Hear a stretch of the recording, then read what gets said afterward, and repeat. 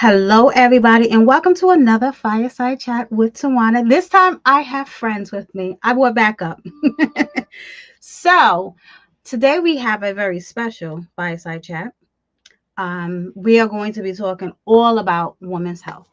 So, if you guys have questions for Dr. Stern, which she'll come on and introduce herself in a minute, let me turn on these comments. Feel free to drop them in the chat and we will ask them. First off, let us do our introductions. I am Tawana Blassingame. I am the founder and executive producer of the Full Figure Industry Awards. You guys also know me from Queen Size Magazine. And I love talking about all things women. I love talking about all things plus. So, Natalie, we're gonna let Natalie, because I could talk about myself all day long. We're gonna let Natalie introduce herself, and then Gabby right behind. Hi, everybody. I'm Natalie Babani Esquire. I am half of the duo behind Fat Girls Travel 2, and I'm a woman, and I'm excited for this conversation today. Good evening, everybody. I am Gabriella Simone Parker. I am the Assistant Production Director for the Full Figured Industry Awards. I am also the Associate Producer of District of Curves, a Full Figured Fashion Showcase, and I am an avid supporter of All Things Plus. What they didn't tell you is they are also national queens. Well, previous national queens, but once a queen, always a queen, right?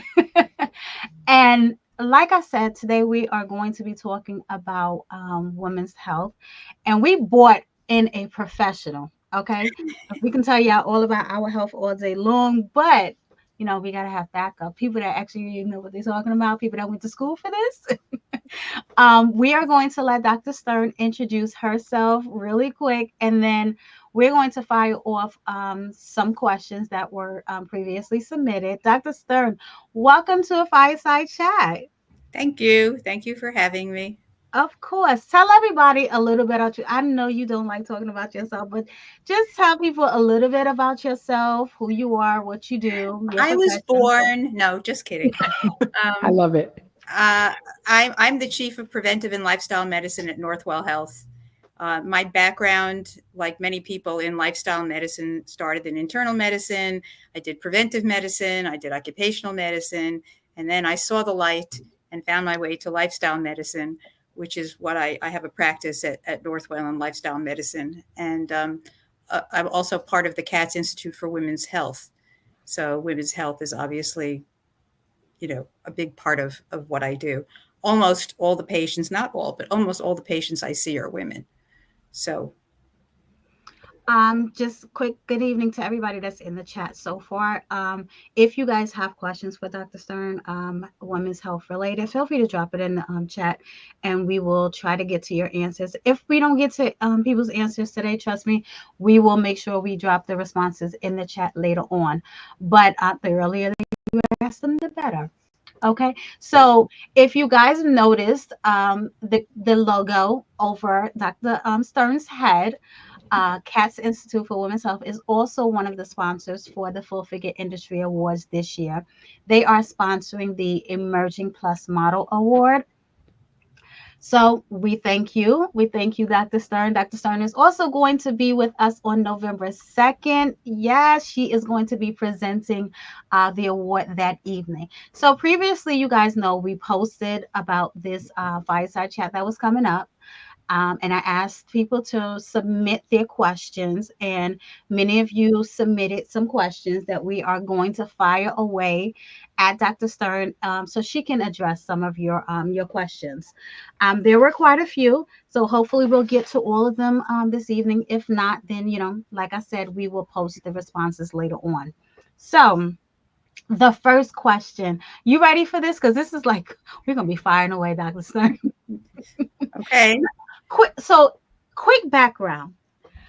I've known Dr. Stern. When I tell you this is a very small world, very small world. I've known Dr. Stern for many years. Before Northwell, I used to register. I used to work at Mount Sinai, and I used to register patients at in the internal medicine. So Dr. Stern used to see patients there. So I used to register her patients. So the You never funniest, know when people are going to show up again. You and see? I'm right, and I'm so glad I was nice to her. So years later, many years later, we happened to be on a meeting together. She saw my name, I saw her name. I was like, wait a minute, I Dr. know Stern? you. She was like, I know you. It was just the funniest thing. So here we are, full circle, like many years later. And I'm so happy to be working with you in a different capacity at this point. So that was the background. First question up is from Sarah Thompson from Austin, Texas. Her question is, my life has become very routine. Get up, get the kids ready and out for school, go to work, come home, feed and bathe the kids. Girl, I understand. Sarah understand. Do homework, prep for the next day, go to bed and get up the next day and do it all over again. Girl, you just said my life. As chief of preventive medicine, how do you help women fit how do you help women fit healthy habits into our busy lives? What are some easy ways they can take care of that we can take care of our health every day? Well, you could actually spend the entire session answering this question, but I'll try to control myself and just, you know, get the bullets out. I think it's a great question. I think a really good place to start is physical activity. And people kind of get a little, oh, when they hear physical activity, but you don't need to join a gym or buy a Peloton or do anything like that. Bursts of activity during the course of the day, 3 to 8 minutes worth, can also be valuable. And with enough of these 3 to 8 minutes worth of activity, you can get in the 30 minutes a day of recommended physical activity that we want people to do. Also, muscle strengthening or resistance training a couple of times a week, that can improve strength and endurance. You don't have to buy fancy, weights or anything. You can use cans. You don't have to buy anything special. Sitting is a problem. We advise people once in the hour to get up, even if it's, excuse me, even just for a couple of minutes, stand during the hour of sitting. For many people, getting more physical activity requires planning. You have to think about where can you stick it in your day. You can choose stairs instead of the elevator. If you're a driver, you can park further away than where you're going and then walk the rest of the way. Walking, by the way, is my favorite form of exercise if you're able to do it. You don't need special equipment. You don't have to join a gym. You don't have to do anything except walk. Now, if people have limited mobility, and there are plenty of people for whom walking is not as simple as just putting one foot in front of the other, there are other options. There's chair yoga. There's chair Tai Chi Easy, swimming, water aerobics, exercises you can do while seated, like shoulder presses and back extensions. In my specialty in lifestyle medicine, we emphasize physical activity as underpinning everything. And the benefits are applicable to everybody, regardless of your age, regardless of disease status, and even small increases in physical activity can help manage and prevent chronic diseases. I like to look at exercise as a medication. Most of us don't engage in enough movement. In the olden days, if you wanted to eat, you had to grow it or catch it. And now if you want to eat, you just open the fridge and there it is. You don't have to do very much. We don't engage in enough movement. People who consistently exercise, and people don't like the word exercise, they think of like junior high school and those horrible uniforms and things, but people who consistently exercise get many benefits more than just the activity itself. For one thing, they sleep better. And when you sleep better, you're able to go through the activities of life much easier than when you don't sleep enough. Exercise causes the brain and the nervous system to produce endorphins. Endorphins are those natural opioid-like hormones that elevate mood, which is why routine exercisers are so happy all the time, because they're living off their endorphins. Exercise makes people feel good. And people who exercise routinely have lower levels of stress. They feel more energized. If you have high blood pressure and you exercise, it helps with the blood pressure. It helps people keep their weight at a healthy level. Keep in mind, I'm saying a healthy level. I didn't say a low level, or I didn't say, what level. A healthy level is a level at which you can engage in the activities of daily living. That's a healthy level for you. People pat themselves on the back when they're very, very thin, and they say, I don't have to do anything because I'm thin, so I'm fine. And they end up getting sick because they're not doing anything. They just happen to be thin. There are people who are much larger than what you would think people should be based on the charts that people love looking at, which I don't use those charts, but people love looking at them. But what? They can do things. They can climb the stairs, they can do exercise, they can do yoga, they can do things. And so remember, talk about weight as a weight that's good for you. People who exercise routinely also have less inflammation. And inflammation is an important thing because we learned that inflammation raises the risk for chronic disease, including cardiovascular disease, diabetes, cancer, inflammatory bowel diseases. So routinely exercising helps with that. And then for those who, like myself, as I've gotten older, worry about developing dementia, people who are routine exercisers have less of a risk of dementia, which is not really so surprising because when you exercise, it increases blood flow to the brain. If I started jumping in front of the camera for a few minutes, you'd see that, oh, she's starting to be flushed and she's starting to sweat because blood is going up into my head, and that helps the brain, and that supports brain health.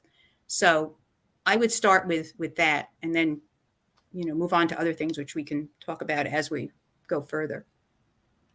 I appreciate that response. I will say this, and I talk about this often. I started Zumba after my Uh-huh. sister passed, right? Yeah. And it was somebody put stress. It was great for the stress that I was under. It did well with my grief. Um, and I guess it's those happy endorphins that you Yes, talk it about. is. It Yeah, is true. it Dancing was definitely actually a is, game if changer. you can dance, dancing is great exercise. People don't think of dancing as exercise, think of it as a fun activity, but dancing is a fabulous activity if you can do it. I mean, some people can, some people can't, but dancing is one of the recommended activities for people who are trying to deal with stress. So you found out for yourself, but it's true that dancing is a great exercise. Oh yeah, and I have a mean two-step too. Listen. Any follow-up questions behind that? No, but I love how you simplified that because sometimes I'm like, walking is just not enough. And I say that to myself and I'll make an excuse like, oh, just doing a few minutes of walking. And I mean, I might as well just skip it. But you No, brought it to like reality that 7 to 8 minutes a few times a day, I'm getting enough exercise that I need for my daily routine. actually, in terms of walking, there was a great study that came out of the University of Arizona that said if you walk 6 blocks, now you have to live in a place where there's blocks. Some people don't live in places where there are blocks, but if you think of a city block, walking 6 blocks impacts on sleep that night in an amazing way. 6 blocks for most people who don't have mobility issues is nothing. Most people can walk 6 blocks. If you think of it as walking inside a mall, or something like that, that's a controlled environment, you don't got to worry about traffic and cars and whatever. 6 blocks is nothing. So it doesn't take a whole lot. So there's people who say you have to walk 20,000 steps and 50,000 steps and 100,000 steps. That's not exactly been shown to be the case. And again, with the more of these bursts that you do, 3 to 8 minute bursts, you can get a lot of steps in without even feeling it. So walking is great. It's also easy on the bones and joints. Okay. Running, I don't know if any of you have ever run. I used to run. I tried. Running is very hard on the bones and joints. It You is. look at a runner, my husband's a runner. You look at runners who've been running for a long time and watch them climb a flight of steps. It's painful watching them because their knees and their hips, it hurts. So Yeah. running is rough, maybe it's good for animals, but not great for us. Walking is much easier on the bones and joints. So don't feel bad about being a walker. Thank you. I'm going to keep that in mind. Okay, so our second question comes from Linda Harris from Chicago. And what Linda is asking is, what can women do daily to lower the chances of getting serious conditions like heart disease, diabetes, or obesity? She said she's aware of screenings, but what changes should she focus on, especially to prevent like cancer, such as breast cancer, ovarian cancer, and lung cancer? Well, there's no guarantees in life, but we can do a lot about reducing the risk of developing serious conditions or cancers. It's really a multi-pronged approach. Um, Routine physical activity, as I said, and I'll keep saying it, people will feel like I'm a broken record, but I have to keep saying it.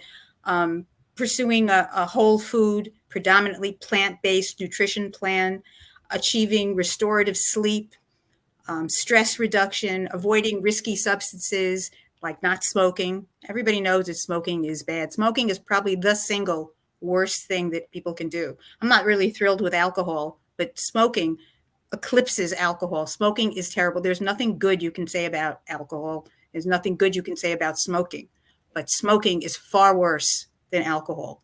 So keep that in mind. Smoking is the single worst thing. And one thing that we talk about in lifestyle medicine is maintaining social connectedness. People Mm. who have social connections, and the famous study, you may have heard of it, some of you, they looked at people who were routine churchgoers. And they found that people who were routine churchgoers seemed to be living longer than people who weren't. And they said, what's going on? Is God looking out for his own? Like, what's happening? So they started studying these people. And they found out that it wasn't the going to the church per se that did it. It was the fact when you didn't show up on Sunday, 10 people called you up to find out, hey, I didn't see you on Sunday. That was the difference, the social connectedness. People who have that kind of social connectedness do better than people who are isolated. So keep that in mind. So I talked about physical activity, nutrition, whole foods. Whole foods means foods that are unrefined, foods that are minimally processed. The reason why we care is that when you process food, you diminish the nutrient content. So something like plain frozen vegetables, for example, is not considered a refined food. There's nothing in it but plain vegetables. Whole foods usually don't have an ingredient list because they're single ingredient foods like fresh produce. Another way to look at it is to consider everything that's happened to a food until you eat it. Like, it's easy to think about an apple. Apple gets picked, they wash it off, they pack it up, they send it to the store, you buy the apple and you eat it. That's it. Now, it's much more difficult to figure out what happened to the apple when it's part of a processed food like a dessert or a candy. Those are less clear. Like, what did they do to it? What did they add to it? So my recommendation is always unprocessed, natural foods of appropriate portion size, mostly plants. You don't have to become vegetarians or vegans, although vegans will probably live forever, but you don't have to be that. But plant predominant eating. Lots of different food plans have been studied: the portfolio diet, the DASH diet, the Ornish diet, the Esselstyn diet.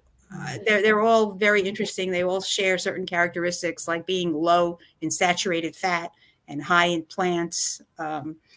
Vegetables like asparagus and Brussels sprouts and sweet potatoes and turnips. These are all great, great things.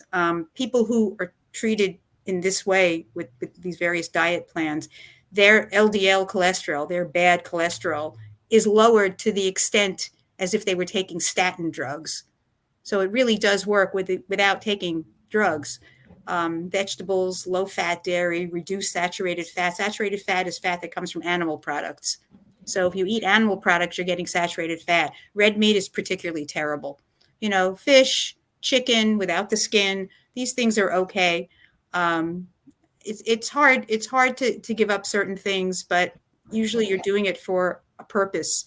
So you want to have the physical activity, you want to manage stress, you want to not smoke.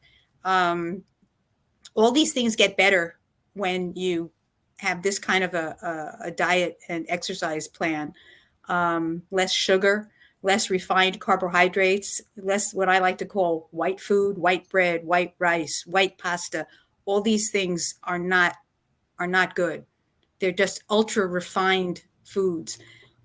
Saturated fats is beef and full fat milk and processed meats, sausages, frankfurters, luncheon meats. Those things are terrible, absolutely terrible.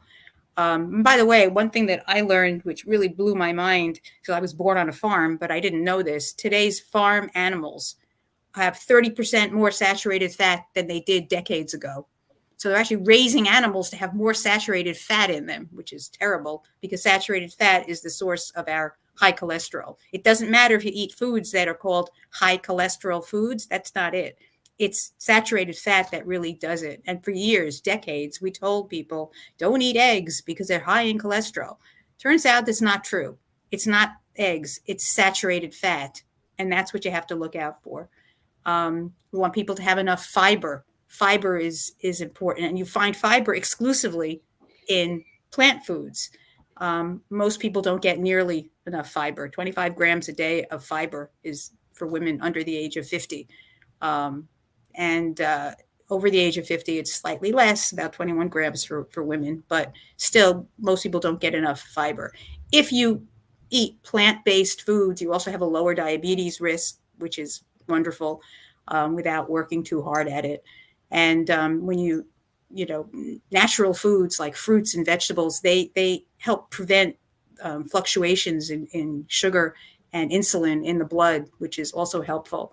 Hydration, drinking enough water. Most people don't like water. Let's face it. They'll drink anything, but they won't drink water. Water is actually great. Or seltzer, if you like fuzzy things, but it can't be club soda because club soda has salt in it. It's got to be seltzer, which is just fuzzy, And of course, I sweet. cringed because I'm the worst at that. I am the worst. Yeah. I always, it's a funny little thing because I don't drink a lot of water, and Gabby will be like, snatch my pop and try to pour water in it. I'm like, what are you doing? Yeah, water is truly life. Water is everything. Very few people drink enough, and you can actually tell if you're drinking enough water. You can look at your urine. If your urine is clear, you're okay. If your urine is dark yellow, not okay. It's easy to tell, and most people walk about in a chronic state of dehydration. But they do, because most people don't drink until they're thirsty. Thank you for drinking that water. They both have water, and I'm like, yeah. I have my water too. Everybody I'm got the water. only one with the juice. See, I have a problem, Dr. Stern. I have to get this. I need to get it together. Well, people do like to drink juice. The problem with juice, because I tell you, fruit is good. And why isn't fruit juice good? You're better off eating the fruit with the fiber and the pulp and everything than juices, because juices have a lot of calories and they're often high in sugar. And what you really, once in a while, half a glass of orange juice is not going to hurt. But there are people who consume a lot of fruit juice in lieu of drinking things like water or seltzer. And one thing that I particularly stress, at least to the people that I work with, is mindful eating. That eat when you're actually hungry. A lot of people eat when they have nothing else to do. They're bored, so they eat. Eat when you're hungry. You can enjoy your food. You can be aware of the food, not automatic eating. People like read while they're eating. What did you eat? I don't know. I was reading a book while I was eating. I don't know what I was eating. Or they don't know what they're doing because they're bored, so they eat. Mindful eating means knowing, enjoying it, chewing it, feeling it. It makes food worthwhile and not just something that you just shovel in because you have nothing else to do. And a lot of people do eat out of boredom. I have nothing to do, so I guess I'll eat. Like I said, alcohol I don't recommend. Alcohol has lots of calories, has no nutritional value, which is why you see, if you ever knew anybody who has an alcohol problem, they often have big alcohol bellies, these men with these gigantic bellies. Mm-hmm. So they have malnutrition, really, but they look like they're fat, but they're not. It's alcohol calories. So, I'm not a fan. So two things, right? The first thing is I learned to stop buying frozen vegetables. And I thought I was doing something good. Frozen vegetables are okay as long as they're plain frozen vegetables, because their quality is retained because they're flash frozen. Where you get into trouble is when you buy those things, those microwave things where you have a lot of sauces and other things. If you look at them, all you got to do is read the label. If there's a label of ingredients, you got to stay away. Unless it's just something like, peas, carrots, and corn. That's okay. But when it has a label with all kinds of weird ingredients and chemicals that you don't know if you don't know what something is, why would you want to eat it? I look at something and go, what is that? And I mean, that's what these products have. There's more chemicals than there is product. I realize it's nice to just throw something in the microwave and eat it, but it's really not worth it. Right, because poor Sarah from the first question, I'm pretty sure she just throwing stuff in the microwave. Poor thing, don't Yeah, have no time for herself. Well, some I'm things, if you have overwhelmed. just plain frozen vegetables, you can microwave them and they're fine, But most people are microwaving these things that are just, if you look at, all you got to do is read the label. You look at how much salt it has and look how much sugar it has, and it's enough to give you a heart attack. I mean, I've had my own epiphany with labels happened with yogurt. This goes back many years. It was this wonderful yogurt, and I used to love it. And sometimes a little tiny thing of yogurt, and sometimes I would have 2 of them because they were so good. And then one day I looked at the label. I don't even know why I looked at the label. And I saw that each little tiny tub had 32 grams of sugar in it, Oh which is my. more than a candy bar. So I was having 2 of them. That's 64 grams of sugar in a sitting. It's lucky I was sitting down because I would have fallen down. It was so horrifying. And it really tasted good because it was full of sugar. But I didn't know it was yogurt. And yogurt is healthy. So who knew? So you got to read the labels. When you read the labels, you learn so many things about what they're sticking in your food. And you begin to be very sophisticated about what you put in your mouth, and you're worth it. You should be putting quality in, not junk. So before we move on to the next question, Gabby, what you talked about orange juice, right? A half a cup of orange juice is not so bad, right? But people talk about when you are sick, drink orange juice because it has vitamin C in it. Is there really enough You're vitamin better C? off eating an orange. Eat an orange. Eat a grapefruit. Eat. There are so many things that have citrus, value to them. We kind of drink the juice instead of eating the whole fruit. Fruit is much more filling than drinking juice, because if you drink something sweet, you know what you want after you drink it? You want more of it. It's like True. Coca-Cola. If you drink a Coke, it doesn't quench your thirst because it's sugar. It makes you just want more. Whereas water actually quenches your thirst, which is different. But eating a Especially a fruit nice is, cold glass of Coca-Cola too. if you knew what Coca-Cola is capable of doing, believe me, you wouldn't necessarily want to consume much of it. It's great though, if you have somebody who has nausea or something, give them Coke and they'll stop throwing up, I guess. Although I think ginger ale works better than Coke, but because flat Coke syrup used to be given to people to stop them from having nausea. But I think we'd be better off if we stay away from, you're all too young to remember this, but I remember when a bottle of Coke was like this big, a little tiny thing. And now you got these I gigantic. remember. right? People drinking 2 liters. Yeah, I Right. mean it's Yeah. quite scary. It's quite scary, and it's just sugar, just plain old Yeah. sugar, and all it does is wreak havoc with your blood sugar, and it's just not a healthy beverage. True. Water, Um, water is your friend, what and is seltzer if you want bubbles. Seltzer is your friend. Natalie? Got Um, it. After Gabby reads the next question, I'm going to address some of the comments and questions in the chat. But go ahead. I just wanted to let y'all know that we are not ignoring y'all.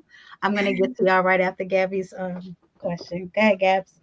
No, I just wanted to piggyback on the sugar thing. I'm not as healthy as I should be by any means, but I did get serious about my sugar consumption a few years ago, and it was amazing to see just how much sugar is in things that we don't think it's in, Yeah, or like True. yeah. there's a real sugar problem in our Yep. country, High and I just fructose corn syrup. That's what they put into everything.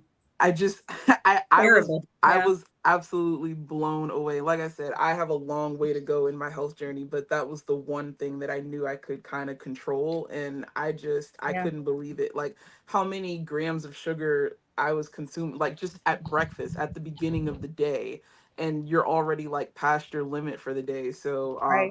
that is Hmm. very very interesting to hear. Yes. Um our next question is from Jacinia Carter from New York. And she says, with your background in preventive medicine and workplace health, what advice would you give for staying physically and mentally healthy at work, especially for people with stressful or desk jobs? Are there any other kind of jobs? Isn't everybody in a stressful job? I mean, Right. well, I appreciate that question. Ideally, workplaces should be invested in promoting healthy workers physically, mentally. I know that at Northwell, we devote, and Tawana will back me up on this, we devote a tremendous amount of effort in trying to provide the resources people need for optimum health.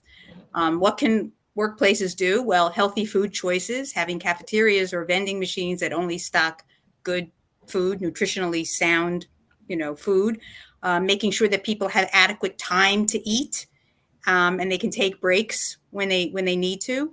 People with desk jobs should take every opportunity to move, like I said before, avoiding prolonged sitting.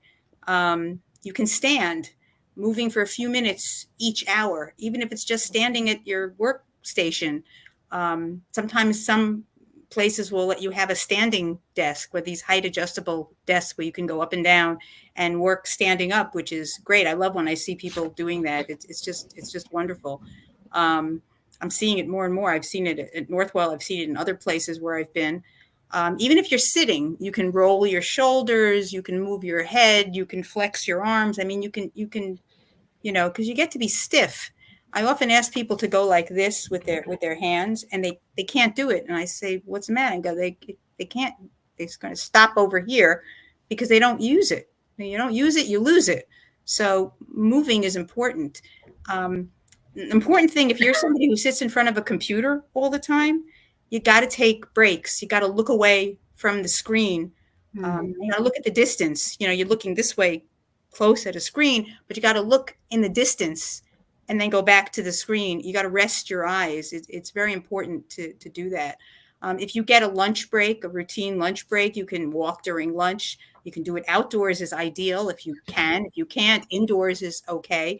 Northwell has sponsored many successful annual walking challenges, where thousands and thousands of employees participate in these walking challenges, and they walk in their lunch breaks, and they walk in their evening breaks, and they walk before work, and they walk after work. I mean, it's really a wonderful, wonderful thing. Also, people at work can take time to breathe. I mean, everybody's breathing, obviously, but breathing in through the nose, and you hold, and then blow it all out through the mouth. That evokes a relaxation reflex. You can't resist it. It's like every other kind of reflex. Like if I hit your knee with a reflex hammer and your knee jumps out, same kind of thing. It's a reflex. It's a relaxation reflex, which you can get from breathing. You don't hyperventilate. You don't do that because then you'll just keel over. But it's deep. Hold, and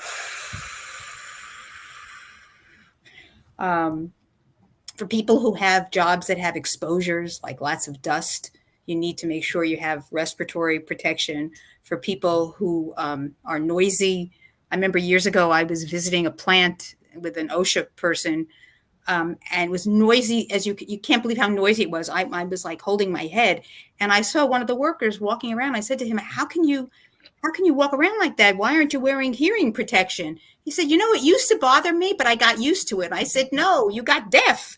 I mean, you can't, you can't do this. You don't take it. No, you got deaf. Yeah, he just, he got used to it all right because he couldn't hear anymore. So, hearing protection, dust protection, all these things are kind of important. Again, being hydrated, even when you're at work, you can keep a water bottle. Most places will allow you to have a water bottle. Most people don't drink enough water. Some people really do carry around water, but a lot of people don't. In certain workplaces like Northwell and many others, they offer programs, educational programs, sports teams, volunteering, millions of options. People should take advantage of this. It makes the workplace a better place to work. And of course, some places, and Northwell's pretty good at this, Tawana will agree with me on this, some places are good at providing opportunities for socializing, for celebrating people's achievements, for saying yay, and congratulating people, and recognizing them, and saying, bully for you. I think it's also important for people to be able to take time to relax outside of work, engaging in activities that they find pleasure in. It can't be just that you go to work and you come home and you collapse and you don't get to do anything that you like. And of course, restorative sleep is an important thing. If you don't get sleep, all bets are off. So that's like just poor Sarah, just I keep going back to poor Sarah because poor Sarah, she'll have no time to do nothing. Well, you know what? It depends how much you really want to do something. That's true. Because there you can take time from things if you really want to do it. And the more you do, the more energy you have. People who say, I'm just too tired, I just can't do it.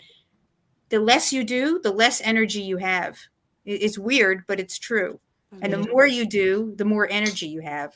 that's true. So, yeah, that's what I would suggest. Yeah, And you can go on and on about the workplace, but I'm very intentional about because I have a desk job, but I'm very intentional. I get up and I do at least 2 laps Mhm. around the whole building, just going to say hi to people. That's right. Well, whole that's an important thing, actually. Interacting with people in the workplace, it's what people who are working remotely now are really missing. Because Yeah, seeing people on Zoom just is not the same thing as seeing people in the flesh. So I applaud you for doing that because it's good. Why make a call to somebody or email someone if you can go over to them and talk to them? You right. know? No, And really. people do that to me. They'll email me. I'm like, girl, aren't you right across the hall? Girl, come over here. Yeah. Right? You're And just then so I got to used to doing it. And I know people are going to say, I need to have a paper trail to prove that I did. So after you talk to someone, you can go back to your desk and say, as I said, blah, blah, blah. right. And then you have a paper Right. trail. But it really is Right. important to interact with live people, you know. True. I'm going to address some of the comments in the chat. Donna Perry say, I love to walk. Good for you, Donna. Latrice Wiggins, I try to get my morning walk in daily. Turn on some good music and get in a groove. Come on now. That's it. Um, Monique Cartwright, I am a meat eater. Okay. Well, you can switch that from red meat to other meats. You can get turkey, you can do chicken, you can do fish. I mean, you don't need red meat is a bit of a problem. It really is. I watched the Netflix show You Are What You Eat. I never ate meat again. Well, if you want to watch something really, watch Forks Over Knives. That turns off so many people to eating meat. I mean, there's really, but I mean, look, humans have been eating meat for as long as there have been humans. True. We have teeth designed to eat more than just chopped vegetables. So it's not surprising that we like it. But in terms of our health and the lives we lead now, engaging in too much meat is not a great idea. Once And in a while, if you have a piece of meat, that's not the end of the world. But but if you look back when to how they handled meat to now, it's like completely different. Like I don't know what they're doing to meat in these facts. They in the fact Hormones. They're they injecting them with hormones. they're Hormones stuffing and them yeah. with hormones and right. things. You see these things. This is a grass-fed cow. Okay, they should be eating grass. That's what. Right? Oh, well. Dr. Stern, I keep saying, I'm like, why do I have to pay extra for the grass-fed beef? They Because should they all usually be feed them corn grass-fed. products and things that they're not supposed to be eating. That's the problem with what's happened in farming. If you go back a couple of generations, they weren't eating this guy. They were grazing around, eating grass. That's Right. that's what they ate. Right. So Uh Normalize grass-fed beef, please. right. Right. So next time ask them grass fed versus what, honey? Because chicken, Sarah Wilder said chickens they eat. With chickens, they kind of peck around and they eat chicken feed and whatever, and they're okay. I mean, I don't eat. I was born on a chicken farm. I don't eat chicken anyway, but it's an okay food if you really want to eat meat. And fish is an okay food, but I love salmon. that's so good. when y'all ask me next time why you don't eat meat, now you know why. Now you know why. Sarah Wilder, she said, I tell my clients to start transitioning out to different versions of your favorite drinks. True Lemon is a good brand to step down from juices. Philip said, I'm always hungry for oxtails, and Monique, of course, agrees. Of course, Chef is in there like, because Chef can cook up anything. Right. Here's an actual question. Monique Cartwright, She said, as a person with high blood pressure, what foods should I absolutely stay away from? Salt, Again, I'm a meat eater. salt, salt. So, I don't know if she's a person of color or not, but particularly for people of color who seem to have a special sensitivity to salt, not just people of color, but especially people of color, salt is not your friend. We love salt. Salt is everywhere. They put salt in everything. We love the taste of salt. People sprinkle salt on their foods without tasting the food. They just know they need salt. Salt is a problem. Salt is really a problem. I haven't used salt in, I don't know, decades and decades. I don't have salt around because I know it's not a good thing, and I know it will just predispose to problems. So salt is a real problem. And of course, if you have high blood pressure, for sure they've given medication to somebody with high blood pressure, depending how high it is. You got to take it as prescribed. I mean, I had a person years ago when I was at the World Trade Center program. Every time he came to see me, his blood pressure was through the roof. And I wasn't seeing him for blood pressure. That's not what I was taking care of. And I said to him, "Are you taking your medicine?" He said, "Yeah." And this went on for a while. Finally, I said, "Come on, tell me the truth. Taking it in the morning, taking it at night. When are you taking it?" He goes, "Whenever my pressure is high, I take it." And I said, gosh. "What?" I said, "How do you know when your pressure is high?" And he said, "I feel it."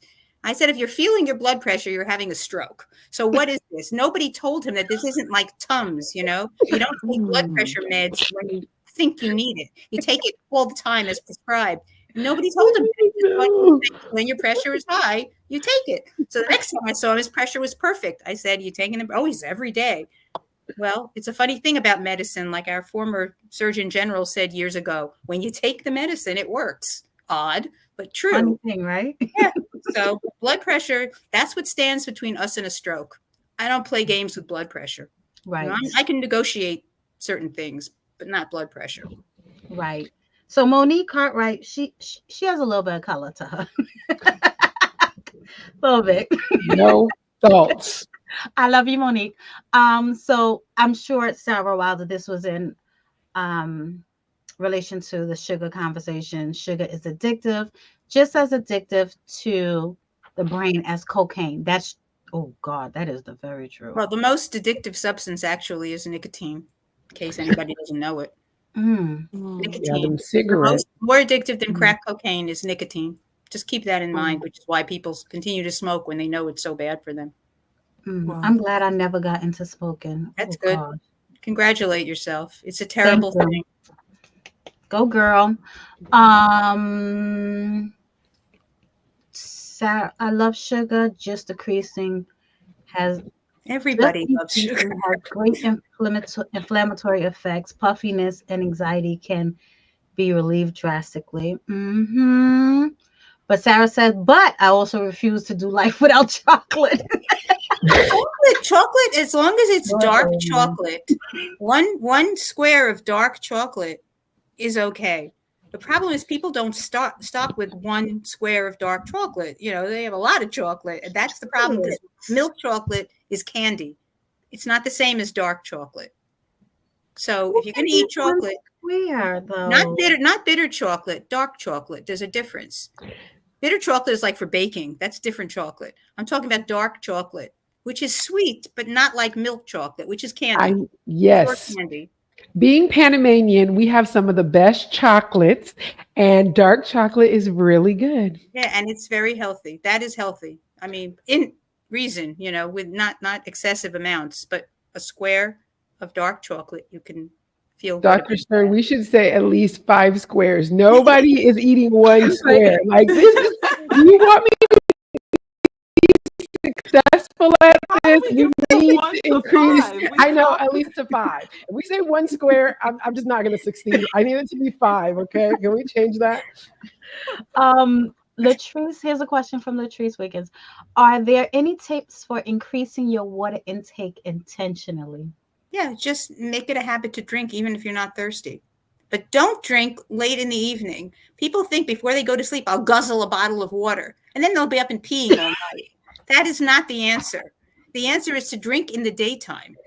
True. And that will actually help you sleep better, because what happens to people is that they wake up in the night and they think they're hungry. We don't differentiate well between hunger and thirst at 2:00 in the morning. So people actually get up and go eat something because they think they're thirsty, they're hungry, but they're really thirsty, but they don't know it. And then when you try to go back to sleep after eating, the brain and the stomach are telling you, I need to digest, and you want to go to sleep, and it doesn't work well.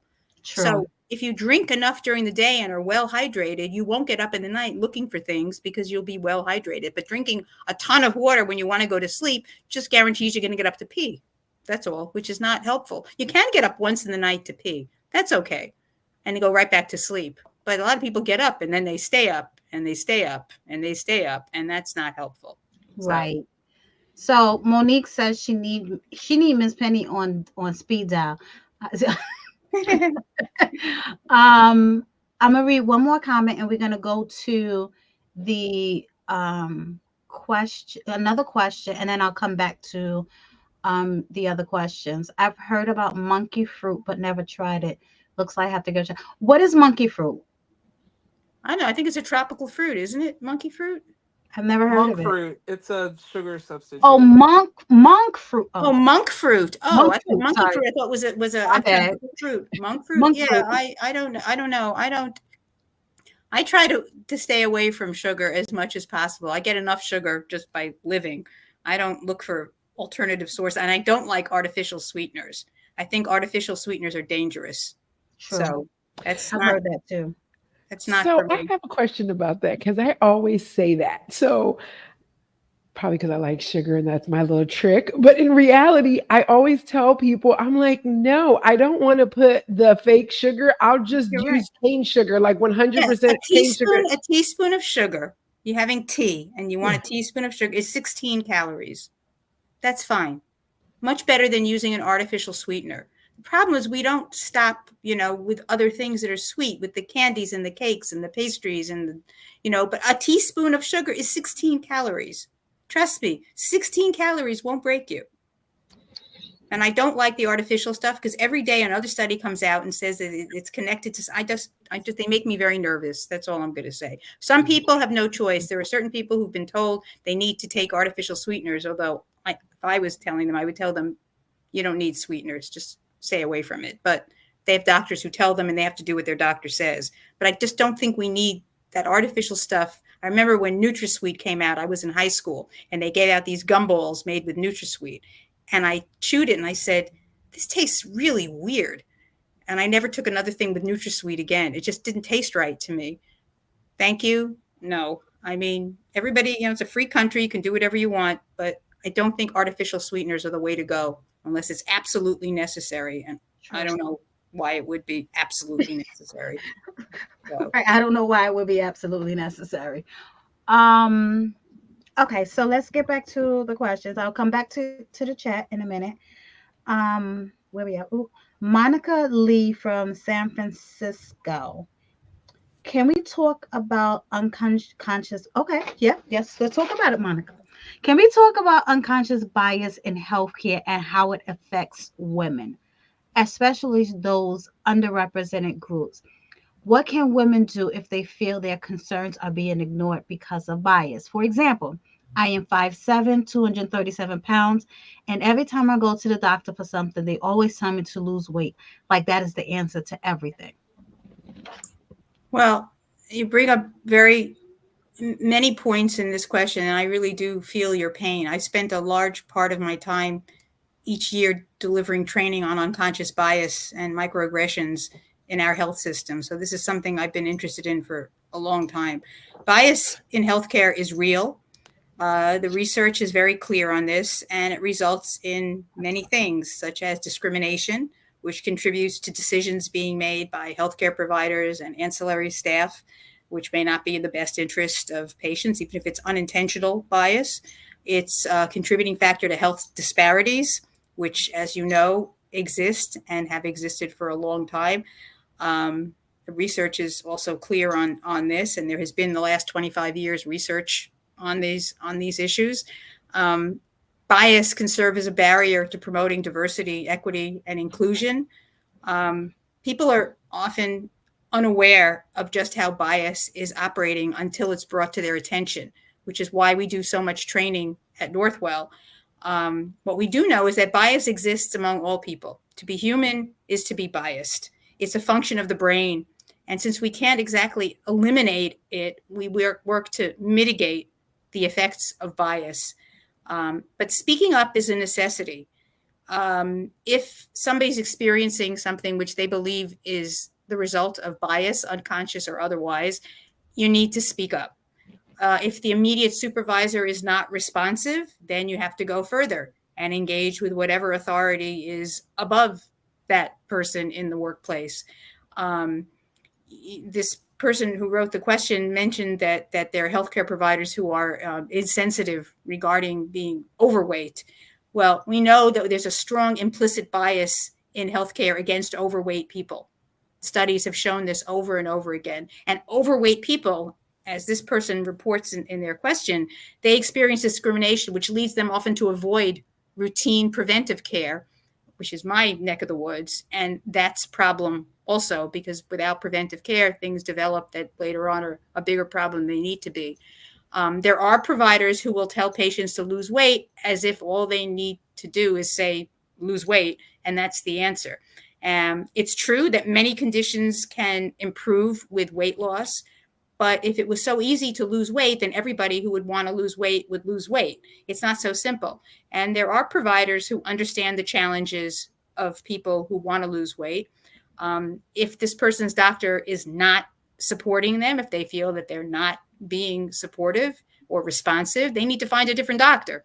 I mean, you don't stay with somebody who's demeaning you in that way. Many doctors work together with nutritionists. I know I do.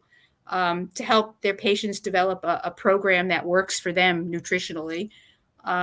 Weight loss in general is usually only successful if people are supported and people help them to make their new eating habits permanent. What happens, people change their habits and they go back to their old habits, which gets them back where they started again. So this is beginning to sound redundant, I know, but it comes down to nutritional choices, physical activity, sleep, managing stress. As I said before, and I want to repeat this, the goal should be to be fit, which is different than just to be thin. To accomplish the activities of daily living, it's not just losing weight. A few extra pounds are not the problem if someone is able to be physically active, to eat right, to achieve sleep of good quality and quantity, and doesn't have chronic diseases. In fact, it's been shown as people get older, having a few extra pounds is not a terrible thing. It's like a reserve in case of sickness. Doesn't mean you have to be 700 pounds. I'm not saying that. But, somewhere between being twiggy and being 700 pounds is where somebody belongs for their body, for their structure, for their muscles, for their bones. One of the reasons why I don't use BMI charts is that BMI charts are not designed for real people. They were designed as a population measure to look at millions of people. They weren't designed as a one-to-one measure. So people go on there and they say, oh, I'm 5'3" and here's my weight. Oh my goodness, I'm this. They don't take into account bone structure. They don't take into account muscle. They don't take into account much of anything except those two parameters, which was meant for populations. I like waist circumference. Waist circumference is a better measure because excess abdominal weight is associated with problems, cardiovascular problems, other problems. That's more useful to me than where somebody's BMI is.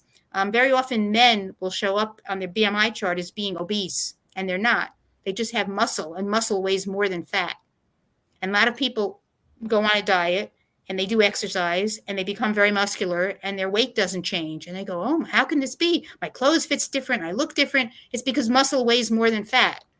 So that's why I don't like BMI charts. And people usually know what's a good weight for them, the weight where they feel good. And you can be skinny and feel terrible and be what you could say conventionally overweight and feel great. It depends on whether you can do the activities of daily living. And this is something that has been drummed into me in my training, because you see people who run marathons, who do yoga, who are doing ballet, do all kinds of things. And you go, oh, but they're overweight. Yeah, but they can do it. Right. So what does it matter? That's the point. Now, if people have disease entities going on, then it's another discussion, whether their weight is related to this. And sometimes you don't know whether it is or not, but you have to do an exploration and see. But it's very, very easy to just tell somebody lose weight, like just go home and lose weight. That's not helpful. That doesn't actually work for most people to just lose weight. It's like telling people to stop smoking. Right. You just stop smoking, they would all stop smoking. It's not so simple. So that's why I'm against telling people things like that. I think it's not fair. So Agreed. That I had to learn that muscle versus fat weight type thing when I started working out, and that was the reason why I stopped stepping on the scale. I was like, you know what, get yeah, out well, of here. people do tend to go on the scale too much. I mean, I'm not against people weighing themselves, but I know people who weigh themselves multiple times a day, which is, What in the world? it's borderline crazy. I mean, what are you going to prove? That you weighed more in the night than you did in the morning, or you weighed more in the morning than you did at night? Just, weigh yourself once a week if you really feel the need to follow some progress or something. But I go judge more by how people feel. If people are sleeping well and they feel like they have energy, I always tell people, if you wake up in the morning and you feel like you can climb Mount Everest, you're doing good. If you wake up in the morning and all you want to do is put your head back under the pillow, that's not good. And I don't care what your weight is. So Right. that's, my rule of thumb for people. Natalie.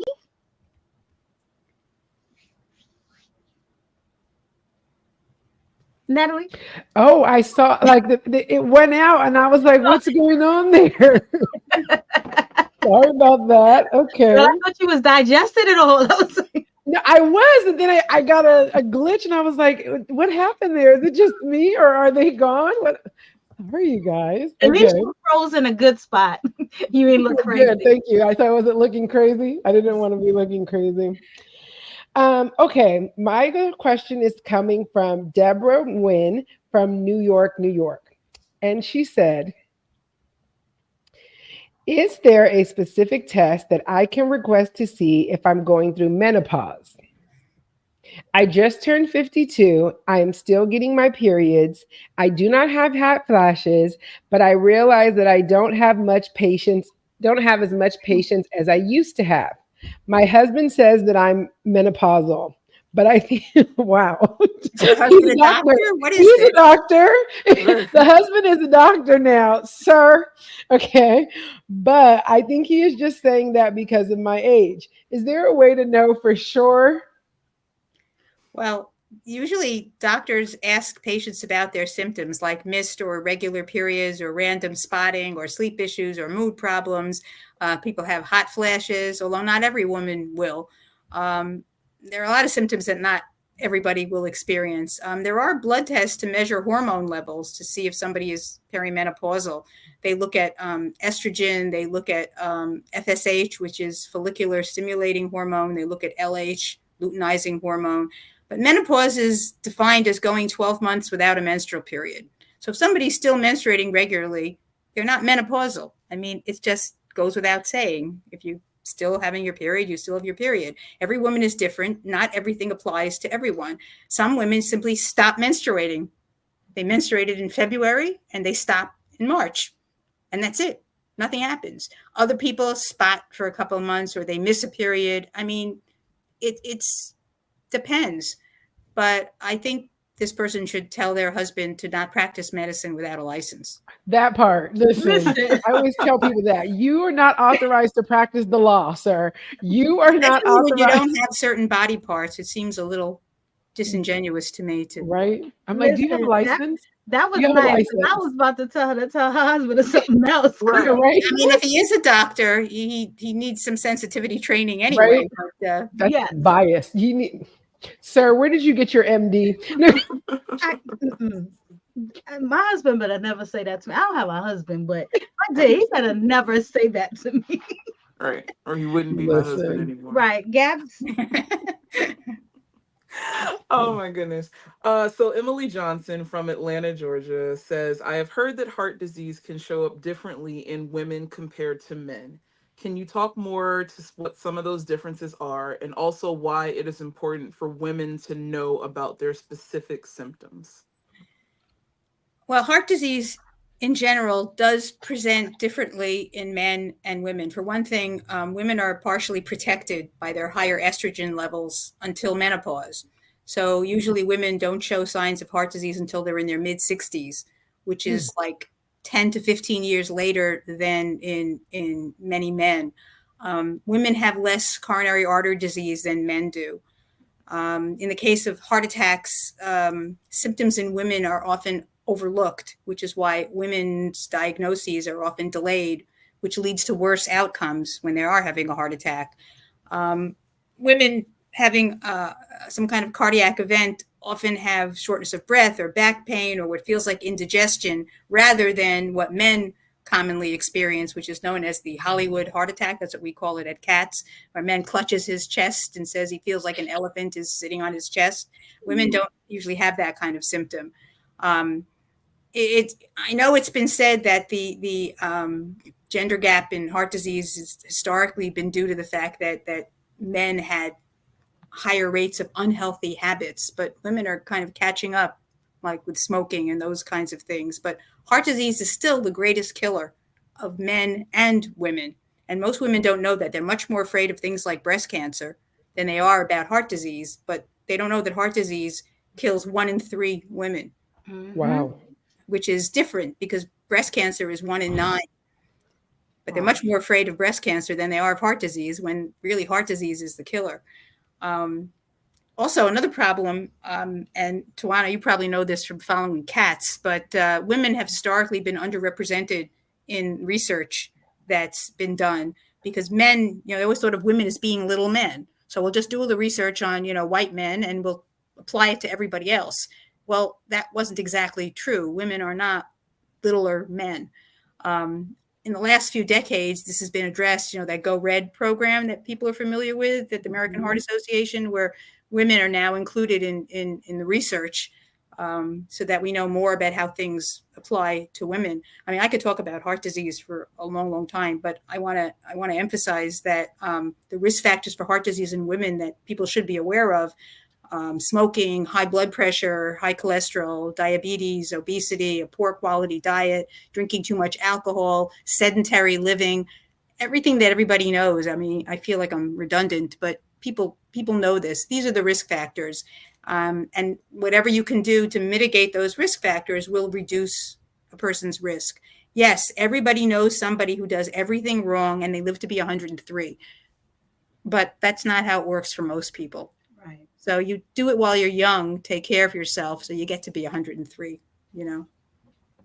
All right, so we are going to address some of these comments. The rest of the questions, Dr. Stern will send over to you, and then we'll post the questions and the responses in the chat at a later date. But I do want to address some of the comments and questions that are in the chat before we close out. Okay. So Gary, who is a chef, shout out to our executive chef for the fires. He says 6 to 8 ounces of meat once or twice a day is recommended. 6 to 8 ounces of what? 6 to 8 ounces of meat. 6 to 8 ounces. Does he mean like chicken? What does he mean? Gary, what do you mean by meat? I hope he's not talking about red meat. No. Dr. Stern is saying no, not that much red meat, Gary. Personally, I'd be happy people stop eating red meat altogether, but I know that's not going to happen. Once or twice a week.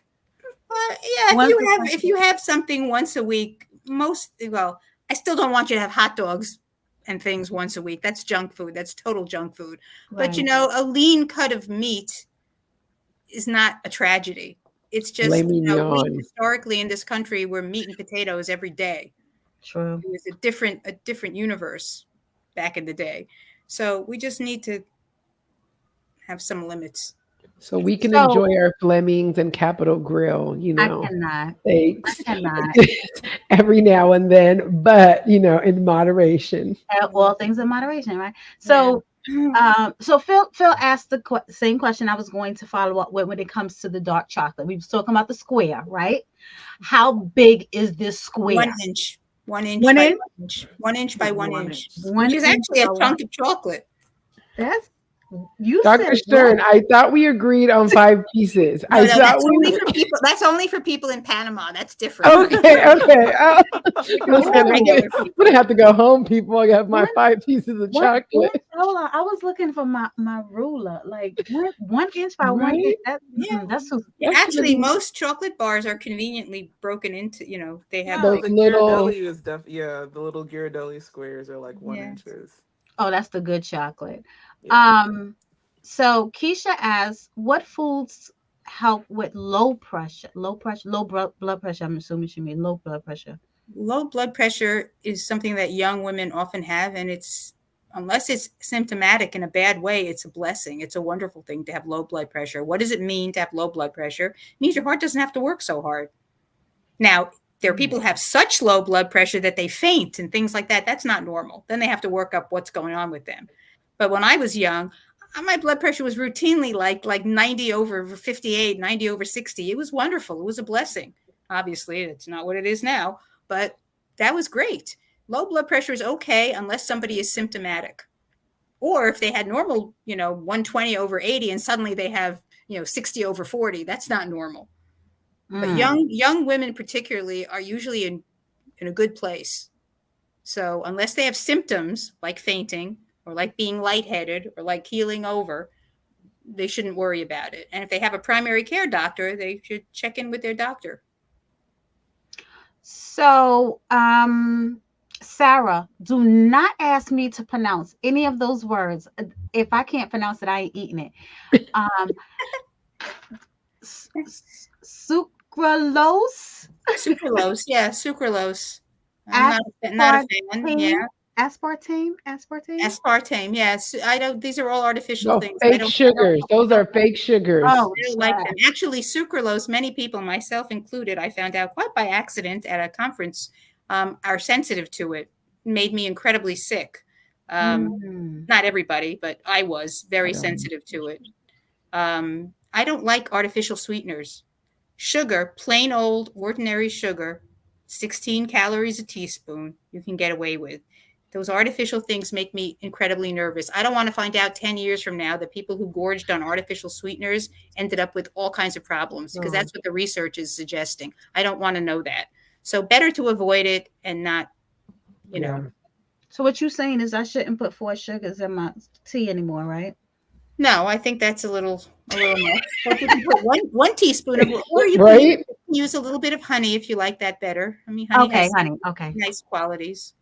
Natalie, I'm gonna need you to not judge me because Yeah, no. Now, no, I like my Chocolate. sweet drinks. I do. I like my sweet drinks, but I am like a raw sugar cane type of girl. That might be the island girl in me, but I'm like, yes, just true. give Blaming me. everything on the islands here. That's not I exactly. know. I have to, You A lot of just people listen, in the islands are a lot healthier listen, than the people here. I just want to tell you that. okay, I'm loving Dr. Stern. She's like, Natalie, no, don't try to make excuses. You listen, that is true. I do blame it on that. so and Phil said Natalie gets a small square since she drinking juices and pop. Phil, I thought you were going to be on my side. See, this is the problem. Wow. And finally, and it's Sarah says it's suggested to reduce harm to come away from high food addictive patients. Oh, What is she saying? high food addictive patients. Maybe people that like have eating disorders, you're saying, Right. like if you're addicted to overeating. Yeah, probably. There are a number of people who have eating disorders. There are people who there are people who have anorexia. There are people who have all sorts of problems. Food can be a problem for many people, but I think it starts in childhood how we approach food. Food, I like to think of food and how I taught my kids that food is fuel. You don't get all misty-eyed and romantic about the fuel that you put in your car. It's fuel. Food is fuel. So we don't, we eat to live. We don't live to eat. So if we stop thinking about food as this like, oh my gosh, it's so incredible. Food is our fuel. And we put healthy fuel into our bodies, we get good results from our bodies. You put junk in, you get bad results. Now, it is possible, it is true, because someone for sure is going to write something in the chat or whatever. People can do everything right and still something bad happens. That's the vicissitudes of the human metabolism. But it doesn't mean you don't try, True. because you have to try. You have to try to do right by your body. Um, Mm-hmm. And the risk is less. People say that, but the reality is, yeah, there's yes, always one off and there's yes. exceptions, but the reality is the numbers show that the risk is less if Yeah, you're doing people these who are practices. really concerned about their sleep and their exercising and their food do better on the whole than people who don't. That's just a fact. But it's not so easy. Rome wasn't built in a day. People can't do everything all at once. You take little baby steps. You Right. start and you build on it. You can't just change your entire life. It's like when we do our Heart Smart program, we have the Heart Smart program at Northwell. We tell people, they got to get rid of all the junk from their kitchen and start all over again. It's really hard to just throw everything out and start all over again, True. but you got to make a decision to start somewhere. For some people, it's going to be walking. I'm going to start walking 6 blocks a day. For other people, it's going to be, I'm going to really read the labels and see what I'm Mhm. eating and what I'm buying. And some people can say, I'm only buying fresh fruits and vegetables for now. No, packaged microwavable dinners and things. Doesn't mean you can never have a slice of pizza again. It's not like that. But moderation, balance, and try to heavily consider things from a plant-based perspective. Your dinner plate should be half fruits and vegetables, quarter protein, and a quarter whole grains. And that's a pretty good place to start. And if you decide that you don't want to eat meat, you want to be a vegetarian, that's great, but you got to be careful and make sure you eat enough beans and other things that have protein in them, because you need Mhm. protein. So these things usually are done in conjunction with a nutritionist, or at least somebody who knows about nutrition. But I don't believe in doing crazy things. Rome wasn't built in a day. So you got to just take it bit by bit. And if people are motivated enough, they usually do the right thing. I have confidence in people. I had a lady years ago who I saw her in telehealth, and I didn't really know why she wanted to see me on telehealth instead of coming to the office. Turned out she used to weigh 600 pounds. And on her own, she lost over 200 pounds without Wow. a doctor, without anybody. And now she was getting ready to go to the next stage. But I was amazed that somebody could do that. The amount of effort. And I mean, it was amazing to me. Incredible, incredible person. Um, so people can do it. It just, and her goal is True. not to be 120 pounds. It's not what she's looking for. She's looking to be able to walk with her grandchildren and be able to move around better, and she's on her way, and it's really great. And that's what we should be doing. um We're gonna do this final question. Keisha also asked, besides Ensure, what else can she drink to help? What else can you drink to help getting your nutrients in when you're fighting an illness? did she say Ensure? Mhm. Besides Ensure. Ugh. No judgment on the Ensure. I don't know about Ensure. I think when you're fighting an illness, drinking lots of fluids and sleep, and taking, if it involves medication, taking the medication as prescribed. I don't know about Ensure, though. I mean, unless this is an elderly person whose nutritional intake is really terrible. I mean, Ensure. Have you ever Maybe tried she's Ensure? yeah. I sometimes I know people take Ensure and like boost when they're trying to get a sufficient amount of like caloric intake and nutrients with small amount of liquids. Maybe like I don't know. I don't know if that's what Ensure is designed for. oh, I'm used to seeing it in people in the hospital who are nutritionally depleted in a way where, not like a So person. here's what I will say, Dr. Stern. I'm going to offline connect you with Keisha because there's more to her Okay. story Okay. that I'm sure she's not willing to share on here, Okay. but That's there's more fine. to her story. So I'll connect the two of you, and Keisha, you can ask your questions to Dr. Stern. Um, Now, I will say, let me just close out by saying this. For me, the nutritionist was extremely helpful. I remember going Yes. to the doctor and at Northwell, where I work. Um, when we went to the doctor, they had on site a nutritionist, right? And this was during the COVID times. Yeah. because that COVID weight became a diagnosis. So they had a nutritionist, and they will always ask me, "Oh, do you want to meet with the?" Nope, nope, I'm good. I don't need no nutritionist. I don't need no nutritionist, right? And then a couple of years later, I was like, you know what? Let me just talk to a nutritionist because I'm gonna need you to stop asking me this, right? So I connected with a nutritionist, and I will tell you, it is one of the best things that I've ever done for myself because Yes, nutritionists taught me how to eat. that's right. Nutritionists And are wonderful. They know yeah, everything. Doctors are not taught nutrition in medical school. I sorry to have to say this. Nutritionists are fabulous. I have worked with two great nutritionists, and I send people to them routinely because I can tell them a lot, but they can work out with them their food plans, and yes, it's remarkable. I mean, I believe everybody probably needs a nutritionist, but everybody. I it's a highly wonderful thing. recommend And that insurance everybody usually goes. covers a couple of sessions with the nutritionist. You know, if people are concerned about insurance, most good plans will have, you know, nutrition covered. It's a great Yeah. thing to have a nutritionist weigh in on what you're trying to do. Mm-hmm. Best decision for me. Yeah. So, we're going to close out, Dr. Stern. It was amazing having you. I know we have more questions. Again, I'll send those to you, and you can type your responses, and we'll throw it in the chat. Okay. Um, uh, oh, Halima, you are late to the party. I'm gonna get your question in because I like you, girl.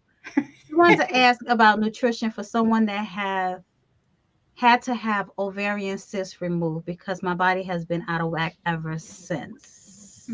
it's interesting. Now, if you want to address that question later on and drop the response, we're okay with I would that. have to get more information about, I mean, having any kind of surgery can be very difficult for people. So I Okay. want to know what exactly they mean. Maybe we can find out offline what they mean. And Yep, absolutely. uh, Halima, I will be in touch with you to get more about your background as well so we can ask Dr. Stern and she can give you a proper response. Now, let's close out. Natalie, we'll do Natalie, Gabs, any final remarks? This has been great. Thank you, Dr. Stern. Thank you, Northwell Health. We really appreciate it. It seems like everybody watching appreciated it. I learned a lot, and I know probably everybody else did. Yeah, I thank you just for want to having say me.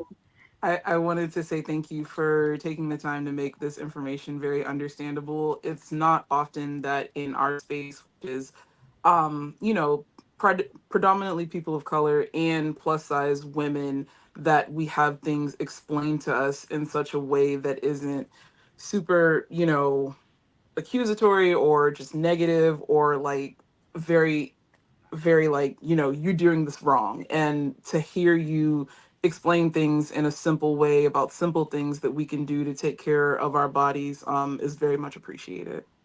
Well, keep in mind that the way that a lot of physicians talk to people who are not ideal in terms of their weight or there's some other characteristic is a problem. It's not even relegated only to people of color. Trust me on this.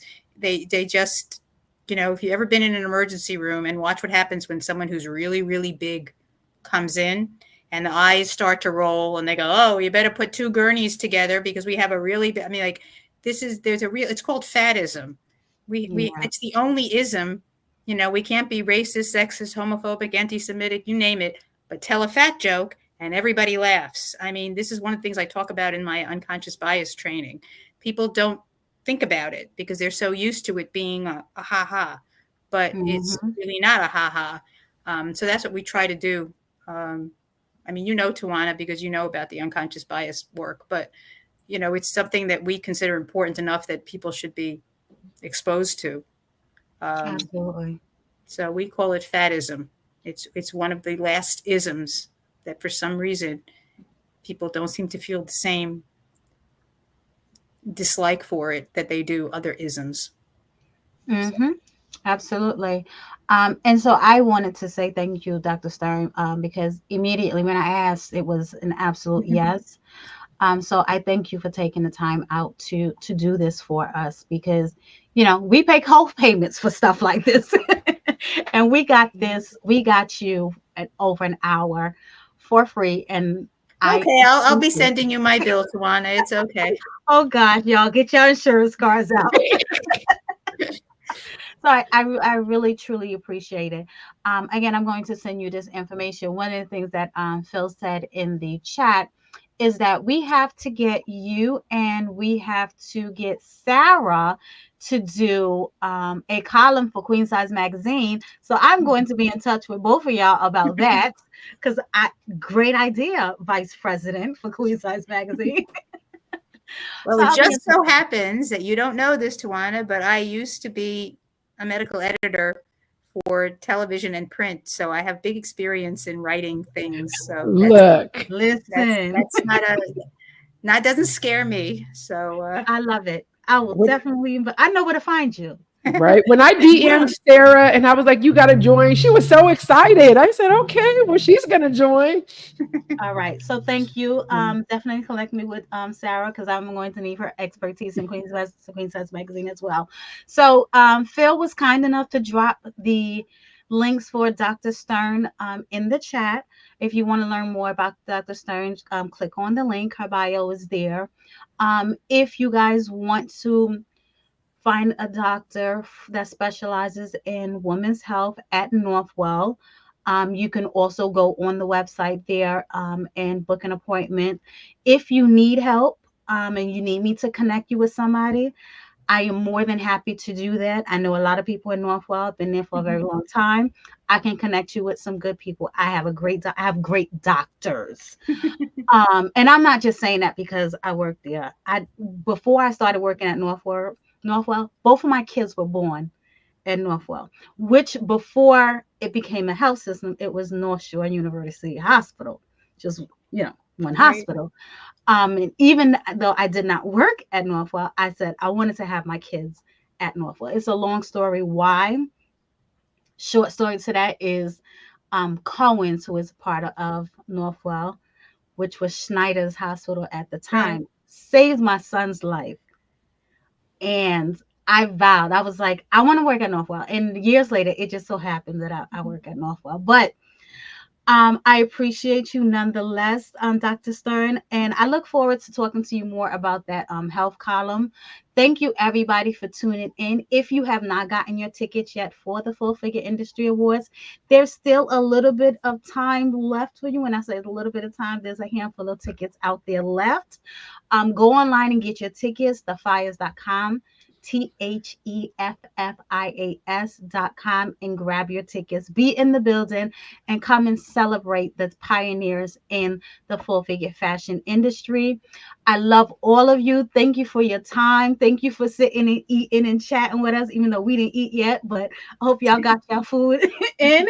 And Dr. Stern, any closing remarks before we head out? I just wish everybody to be well. That's all. Thank you. Much appreciated, everybody. Again, make sure you get your tickets. I want to see all of y'all in the building. Come give me a hug, give me a handshake if you don't like hugs, whatever. Take a picture. I love it. Everybody, have a wonderful evening. Good night. Bye.